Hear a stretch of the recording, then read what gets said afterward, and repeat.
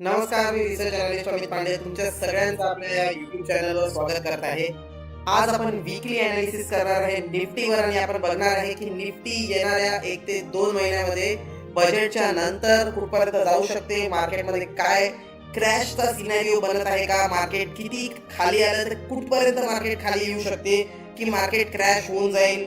जिओपॉलिटिकल tension सुद्धा आहे, crude सुद्धा वाढत आहे, गोल्ड सिल्वर सुद्धा वाढत आहे, युएसचा इराणवर हल्ला सुद्धा होण्याचे चान्सेस आहे.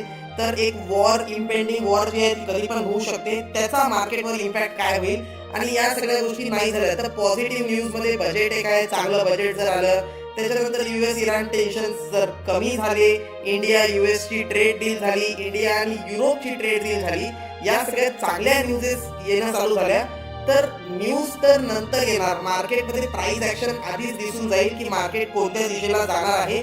मार्केट खाली पडत आहे तर कुठपर्यंत पडू शकते आणि मार्केट पडणं चालू झालेलं आहे का, या सगळ्या गोष्टी आज मी तुम्हाला डिटेलमध्ये सांगणार आहे. तर व्हिडिओमध्ये शेवटपर्यंत नक्की बनून राहा. आज आपण बघूया की मार्केटमध्ये याच्या आधी काय काय झालं. इथे आपण बघू शकतो सप्टेंबर 2024 मध्ये निफ्टीने आपला ऑल टाइम हाय टच केला होता.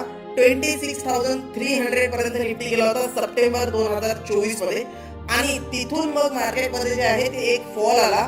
फॉल किती आला, अराउंड 20% मार्केट पडलं होतं. 21,500 पर्यंत मार्केट खाली आलं होतं प्रिसाइजली आणि तिथूनच मग एक बाउन्स बॅक आला. तर वापस 20% रिकवर होऊन वापस ऑल टाइम हाय पर्यंत निफ्टी आलं डिसेंबर 2025. म्हणजे ज्यांनी सप्टेंबर 2024 मध्ये 26,300च्या निफ्टीवर बाय केला असेल त्यांचा रेट येण्यासाठी निफ्टीचा एक 14 ते 15 महिन्याचा टाइम लागून गेला. त्याच्यानंतर हा रेट आला. आता मागच्या डिसेंबर आणि जानेवारी महिन्यामध्ये कंटिन्युअसली सगळ्यांना वाटत होतं की हा आता इथून ब्रेकआउट करेल, 27,000 जाईल, 28,000 जाईल, 30,000 जाईल, ब्रेकआउट करू शकतो का निफ्टी, हे सगळ्यांना एक अपेक्षित होतं की आता ब्रेकआउट येईल, मग ब्रेकआउट येईल. बट कंटिन्युअस कन्सॉलिडेशनच्या नंतर मार्केटमध्ये एक ब्रेक डाऊनचा सिनॅरिओ बनत आहे. आता मार्केट 25,665च्या जवळपास बंद झालेलं आहे आणि आता आपल्याला बघावं लागेल की मार्केट काय 26,300 ब्रेक करून 27,500 किंवा 28,000 पर्यंत वरती ब्रेकआउट देऊ शकते का, त्याच्या काय काय पॉसिबिलिटीज आहे आणि ते आपल्याला कधी कळणार. आणि जर मार्केटमध्ये क्रॅश येणार असेल किंवा एक करेक्शन येणार असेल तर त्याचे सिनॅरिओज काय बनतील, मार्केटमध्ये कोणता लेवल ब्रेक झाल्याच्या नंतर कुठपर्यंत मार्केट खाली येऊ शकते, वापस 21,500 येऊ शकते का, की 24,300 ला जो प्रिव्हियस सपोर्ट होता तिथूनच मार्केट वापस बाउन्स बॅक करेल, की 24,000 किंवा 23,900 पर्यंत खाली येऊ शकते. हे सगळं आज आपण डिटेलमध्ये डिस्कस करणार आहे. तर सगळ्यात आधी सगळ्यात महत्वाचं म्हणजे मार्केट जेव्हा पण मार्केटमध्ये एक सेलिंग प्रेशर असतो तेव्हा त्याचं कंटिन्युएशन असणं गरजेचं आहे. जसं इथे तुम्ही बघू शकता, इथे एक मोठी सेलिंगची कॅन्डल बनली होती बट त्याचं कंटिन्युएशन आलं नाही. सेकंड वीक मध्ये बाईंग आली, मार्केट वरती गेलं. अगेन इथे एक सेलिंगची कॅन्डल बनली, इथे पण मार्केट कंटिन्युअसली खाली आलं होतं बट सेम वीक मध्ये रिव्हर्सल झालं आणि मग हाय ब्रेक केला आणि कंटिन्यू वरती जात राहिलं मार्केट. इथे सुद्धा एक सेलिंगची कॅन्डल बनली पण त्याचं कंटिन्युएशन आलं नाही. मार्केट वरती गेलं, हाय ब्रेक केला आणि ऑल टाइम हाय पर्यंत मार्केट गेलं. बट येस, तुम्ही बघू शकता त्याच्यानंतर जेव्हा इथे एक सेलिंगची कॅन्डल आली, second week, third week, fourth week continuation आपल्याला मिळालं मार्केटमध्ये. आणि जेव्हा कंटिन्युएशन मिळालं त्याच्यानंतर मार्केट जे आहे ते 20% पर्यंत करेक्ट केलं, ऑल टाइम हाय वापस गेला नाही.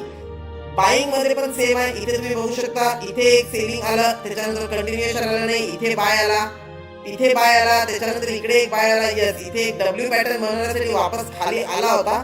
इथे एक फेक ब्रेकआउटचा सिनॅरिओ बनला बट यस, इमिडिएटली इथून एक बाईंग प्रेशर आलं ज्याच्यामुळे मार्केट वापस 25,700 इव्हेंच्युअली 26,300 ऑल टाइम हाय पर्यंत मार्केट गेलं. बस आतापर्यंत जे मागच्या 14 महिन्यात घडलं तेच मी तुम्हाला सांगितलेलं आहे. बट इथून पुढे काय होऊ शकते खूप महत्वाचं आहे. काही लेवल्सचं डिफेंड होणं किंवा तुटणं.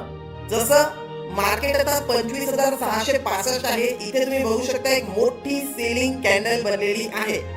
जर याचं कंटिन्युएशन आलं, याचं कंटिन्युएशन कधी येईल, जर या वीकली कॅन्डलचा लो ब्रेक होईल म्हणजे 25,450, 25,500 याच्या खाली समजा निफ्टी क्लोज होत आहे तर तुम्ही समजून जा की निगेटिव्ह न्यूजचे फ्लो येणं चालू होऊन जातील. मार्केट जे आहे ते 24,300 आणि 24,300 ला थांबणार नाही, तर थोडाफार अजून खाली 23,900 पर्यंतचा मार्केटमध्ये एक डीप येऊ शकतो. इथे कुठेतरी मार्केट सपोर्ट घेऊ शकते, त्याच्यानंतर वापस रिव्हर्सल, जर मार्केटमध्ये बाईंग आली तर रिव्हर्सल होऊ शकते. 21,500 पर्यंत येऊ शकते का? सध्या चार्ट मध्ये मला 21,500 दिसत नाही आहे, बट 24,300 दिसत आहे का? डेफिनेटली. 25,500 किंवा 450च्या खाली क्लोज झालं तर मला 1,000 पॉईंटचं करेक्शन निफ्टीमध्ये दिसत आहे. क्रॅश नाही होण्याचे चान्सेस मला कमी वाटत आहे, पण एक कंट्रोल्ड करेक्शन, कंट्रोल्ड डीप मार्केटमध्ये येऊ शकते.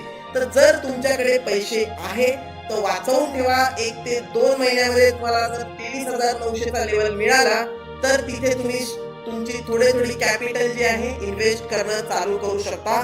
फॉर लॉंगर टर्म निफ्टीचा ट्रेंड बुलिश आहे, लॉंग टर्म मध्ये मार्केट वरती जाईल. शॉर्ट टर्म करेक्शन होऊ शकते 23,900 पर्यंत. तिथे आल्याच्या नंतर तुम्ही फंड्स ऍड करू शकता. म्युच्युअल फंड मध्ये ऍड करा किंवा ETF बाय करा किंवा चांगल्या क्वालिटीचे स्टॉक्स जे खालच्या रेटवर मिळालेले आहे तिथे एंट्री करू शकता. कुठे बाय करायचं कसं कळणार हे माहित करून घ्यायचं असेल तर आम्हाला संपर्क साधा. आमचे AI इंडिकेटर्सच्या मदतीने तुम्ही चांगले स्टॉक्स आयडेंटिफाय करू शकता. बरं, मार्केटमध्ये समजा 25,500 डिफेंड झालं, मार्केट समजा खाली नाही आलं, चांगल्या न्यूज फ्लोज जनरेट झाल्या, मार्केटनी समजा हाय काढला 26,000च्या वर, मार्केट स्टेबल होत असेल तर त्या केस मध्ये मार्केट कन्सॉलिडेशन मध्ये जाऊ शकते. एक मोठा ट्रिगर आयदर तो US इंडिया ट्रेड डीलचा असू द्या, बजेट मध्ये काही ना काहीतरी अनाउन्समेंट असू द्या, रिझल्ट सीझन चालू आहे तर चांगले रिझल्ट येत आहे ते असू द्या, किंवा US इराणचं जे टेन्शन आहे त्याच्यामध्ये रिलीज असू द्या.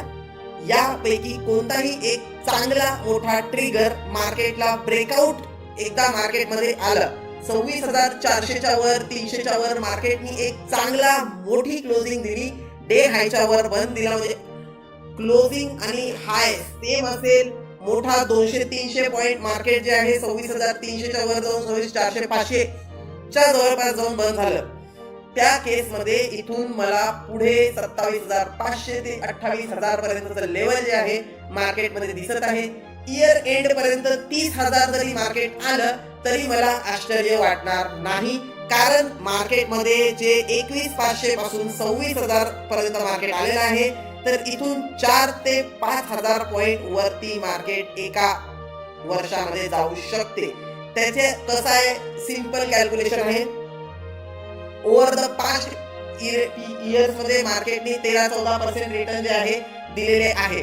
मागच्या 14-15 महिन्यामध्ये मार्केटनी 0 रिटर्न दिलेला आहे.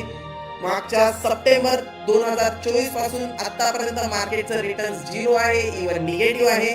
तर ब्रेकआउट झाला तर एक 25%, 12 आणि 12 2 वर्षाची रॅली 25% पर्यंतची रॅली, 25% जरी नाही कन्सिडर केला, आपण 17-18% जरी कन्सिडर केलं तरी 30,000चा लेवल मला आश्चर्य वाटणार नाही मार्केट या इयर एंड पर्यंत 30,000 मी टच केलं तर.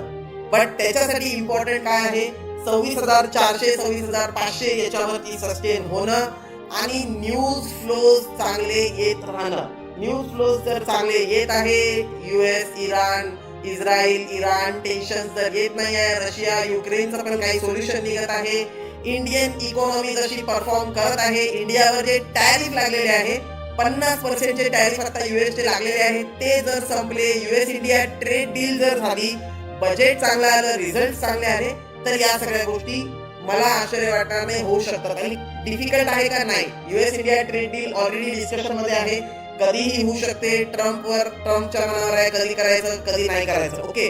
बट येस, जर ह्या सगळ्या गोष्टी नाही झाल्या, US इंडिया टेन्शन जसे चालू आहे तसेच चालू राहिले, त्या केस मध्ये तुम्ही एक छोटं मोठं करेक्शन 23,900 24,000 पर्यंत बघू शकता. बट येस, जसं मी सांगितलं तुम्हाला, इंडियन इकॉनॉमी स्ट्रॉंग, मार्केटमध्ये कंट्रोल डीप आला तर ती एक बाईंग अपॉर्च्युनिटीज असणार आहे. व्हिडिओ आवडला असेल तर व्हिडिओला लाईक करा, शेअर करा जास्तीत जास्त जणांसोबत. आणि जर तुम्हाला असंच मार्केट व्ह्यू पाहिजे असेल, मार्केट ओव्हरव्ह्यू पाहिजे असेल तर चॅनलला सबस्क्राईब करा, ते बिलकुल फ्री आहे. सबस्क्राईब करण्याचे तुम्हाला काहीही कॉस्ट लागणार नाही. आणि जास्तीत जास्त जे आहे शेअर करा लोकांसोबत, ज्यांनी की आम्ही सुद्धा मोटिवेट होऊ अशी इन्साइट्स, असे नॉलेजेबल गोष्टी तुमच्यापर्यंत पोहोचवण्यासाठी. Thank you everyone. Bye bye.